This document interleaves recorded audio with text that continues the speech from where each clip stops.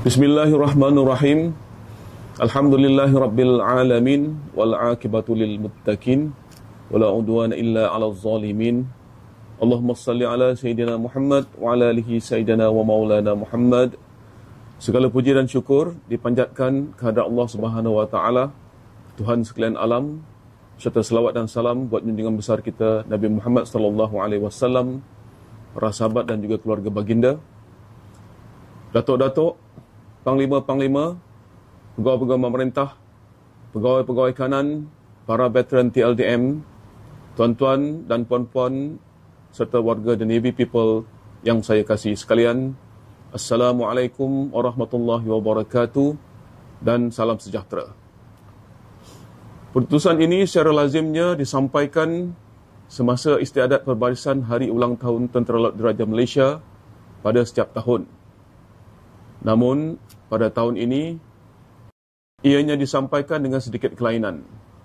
Memandangkan sambutan Hari Ulang Tahun TLDM telah dibatalkan bagi menghormati mangsa tragedi nahas 2 helikopter terhempas di pangkalan TLDM Lumut baru-baru ini, yang telah turut meragut nyawa 10 warga The Navy People. Terlebih dahulu, sempena hari yang penuh bersejarah ini, saya dengan penuh rasa bangga mengucapkan setinggi-tinggi tahniah dan selamat menyambut Hari Ulang Tahun Tentera Laut Diraja Malaysia yang ke-90 kepada seluruh warga The Navy People dan juga para veteran TLDM. Usia TLDM yang telah menjangkau 9 dekad jelas menunjukkan bahawa TLDM merupakan sebuah organisasi yang matang dan berpengalaman, telah melalui pelbagai arus pemodenan, rentak perubahan, onak cabaran dan rintangan, sama ada yang pahit mahupun yang manis. Warga The Navy People yang dikasihi sekalian, sambutan Hari Ulang Tahun sesebuah organisasi merupakan simbolik bagi memperingati kejayaan penubuhannya. Hakikatnya, setiap kejayaan yang diperolehi pada hari ini adalah hasil daripada perjuangan, keperihan serta pengorbanan orang-orang lama dan rakan-rakan seperjuangan yang telah pergi terlebih dahulu meninggalkan kita. Tanpa mereka, saya yakin TLDM pasti tidak akan mampu untuk berada di mana ia berada sekarang.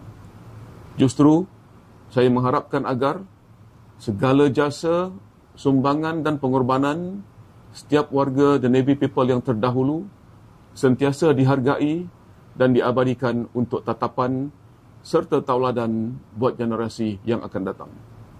Saudara dan saudari sekalian, baru-baru ini negara telah digemparkan dengan tragedi nahas yang menyayat hati dan meruntun jiwa, membabitkan 2 buah helikopter TLDM, iaitu helikopter operasi maritim AW139 dan Fennec di pangkalan TLDM Lumut pada tanggal 23 April 2024 yang telah mengorbankan sebanyak 10 nyawa. Tragedi ini ternyata memberi kesan yang sangat mendalam dan merupakan satu kehilangan besar buat TLDM khasnya dan negara abnya. Saya yakin dan percaya dengan tahap kompetensi dan pengalaman yang luas, para juruterbang kedua-dua pesawat ini pastinya telah berusaha sebaik mungkin untuk mengelak dari berlakunya malapetaka sebegini. Namun, sebagai umat Islam yang beriman, kita wajib meyakini bahawa qada dan qadar itu adalah daripada Allah Subhanahu wa taala. Kita hanya mampu merancang, namun Allah Subhanahu wa taala jualah yang menentukan segala-galanya.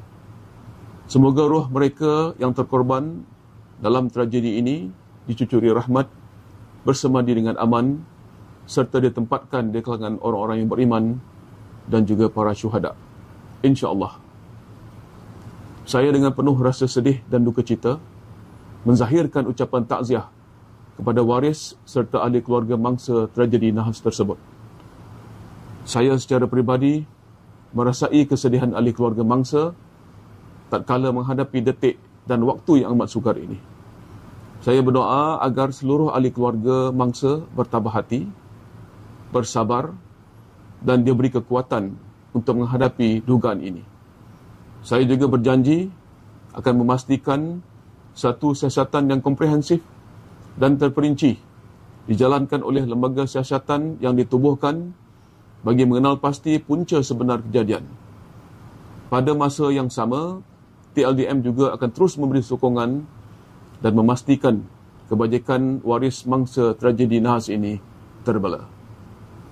Pada kesempatan ini, saya ingin merakamkan setinggi-tinggi penghargaan dan mengucapkan jutaan terima kasih di atas bantuan dan kerjasama yang telah diberikan oleh semua pihak yang terlibat kepada TLDM dalam menguruskan tragedi ini, khususnya dalam aspek pengurusan jenazah dan perjalanan terakhir yang telah dilaksanakan dengan lancar dan teratur.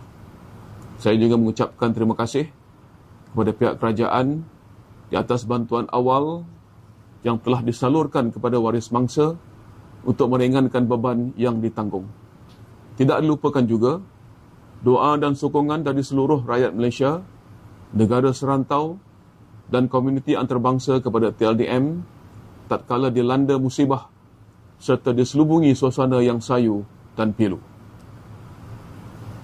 Warga dan Navy people yang dikasihi sekalian, mutakhir ini, situasi geostrategik dan geopolitik dunia termasuk di rantau ini semakin dinamik, sentiasa berubah dalam masa singkat dan sukar untuk diramal. Ancaman-ancaman baru juga mula terbentuk. Dan ancaman ini tidak lagi datang secara konvensional seperti dekad-dekad yang lepas. Walaupun negara kita masih aman, merdeka, namun usaha-usaha untuk mempertahankannya tidak boleh diambil mudah. Lanskap pertahanan yang telah berubah dan semakin mencabar ini menuntut agar pertahanan negara turut diperlengkapkan dengan sewajarnya. Justru, pemilihan tema bagi hari ulang tahun TLDM yang ke-90, iaitu TLDM Perkasa Kedaulatan Terpelihara, amatlah bertepatan dengan lanskap pertahanan negara pada masa ini. Saya yakin dan percaya, hanya dengan tahap kesiagaan yang tertinggi, TLDM akan mampu melunaskan amanah yang dipikul di bahunya sebagai perisai utama kedaulatan perairan negara. Umum sedia maklum, TLDM kini berhadapan dengan cabaran keusangan aset dan keupayaan tempur armada yang semakin terhakis akibat usia aset yang meningkat. Keadaan ini dilihat tidak selari dengan bentuk ancaman dan perkembangan semasa di lapangan.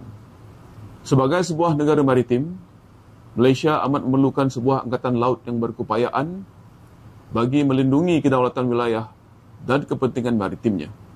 Hakikatnya, tanpa sebuah angkatan laut yang kredibel dan berkeupayaan, negara akan menghadapi kesukaran dalam menangani ancaman maritim dan mengekalkan kawalan ke atas sempadan maritim negara dengan sempurna yang seterusnya berpotensi untuk mengakibatkan negara kehilangan wilayah maritimnya serta mewujudkan ketegangan dengan negara serantau. Sebagai sebuah negara yang berdaulat, tentunya kita tidak boleh mengambil risiko tersebut. Oleh yang demikian, TLDM perlu terus mengorak langkah untuk menjadi sebuah ketumpukan yang ampuh dan dinamik setaraf dengan Angkatan Laut negara asing yang lebih moden. Untuk mencapai matlamat tersebut, TLDM akan meluncurkan dokumen penjajaran Pelan Transformasi TLDM 1525 atau dikenali sebagai RMN 1525 Transformation Program Realignment semasa pameran Defence Services Asia 2024 pada awal bulan Mei nanti. Saya percaya sekiranya pelan ini dilaksanakan seperti mana yang telah direncanakan, TLDM pasti akan mempunyai keupayaan yang diperlukannya kelak. Perubahan yang ketara juga akan dapat dilihat terutamanya menerusi perolehan aset-aset baharu seperti Littoral Combat Ship, Littoral Mission Ship Batch kedua dan Multi-Role Support Ship yang telah sekian lama tertangguh. Perolehan aset-aset ini sudah tentunya akan memperkukuh dan memperkasakan lagi barisan hadapan pertahanan negara. Warga dan Navy people yang dikasihi sekalian, bagi meningkatkan keberkesanan organisasi dalam mendukung misi dan visi serta mewujudkan saluran pemerintahan yang lebih efisien dan relevan, TLDM juga bakal menyusun semula saluran pemerintahan beberapa buah markas, merombak beberapa buah unit dan menubuhkan unit yang baru melalui penstrukturan semula organisasi TLDM 2024 atau dikenali sebagai Reorg 24. Antaranya ialah penubuhan Pusat Peperangan dan Doktrin TLDM atau Puspet TLDM bagi memperkasakan aspek peperangan dan doktrin di dalam TLDM. Puspet TLDM akan dibentuk hasil gabungan daripada Pusat Taktik Maritim atau Pustakma, Pusat Peperangan Elektronik dan Sel Doktrin Pusmas TLDM serta diletakkan di bawah Markas Pemerintahan Latihan dan Doktrin TLDM yang akan dinamakan semula daripada Markas Pemerintahan dan Latihan TLDM. Di samping itu, hasil Reorg 24 yang dijalankan juga akan menyaksikan pelaksanaan pemurnian kepada perjawatan anggota lainan pangkat melibatkan keseluruhan sebanyak 473 perjawatan di mana sebanyak 130 daripada perjawatan pelbagai kepakaran akan dinaikkan grade.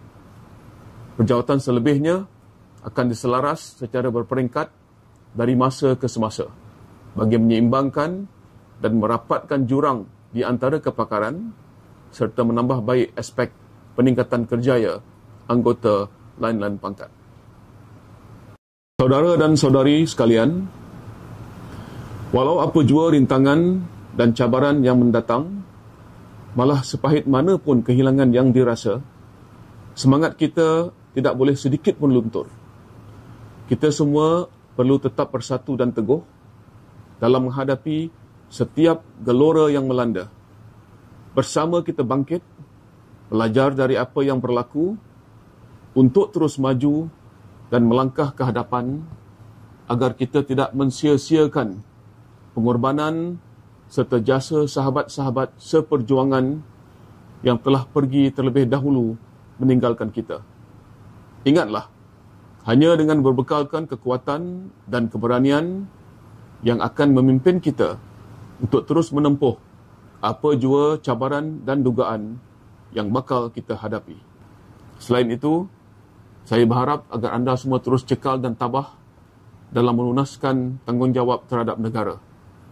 Anda semua sentiasa membanggakan saya.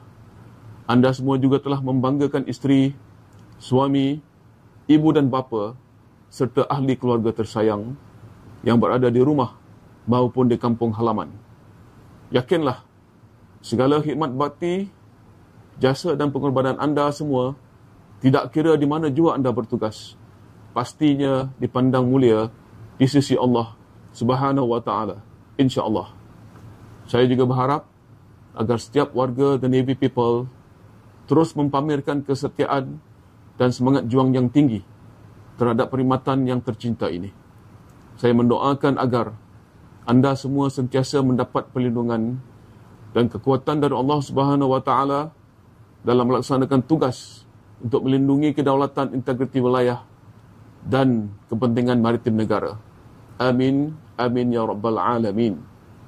Mengambil kesempatan ini, saya ingin merakabkan setinggi-tinggi penghargaan kepada pihak kerajaan, khususnya Kementerian Pertahanan, di atas segala usaha dan sokongan padu terhadap inisiatif yang dilaksanakan bagi memenuhi agenda pembangunan keupayaan dan kesejahteraan warga TLDM.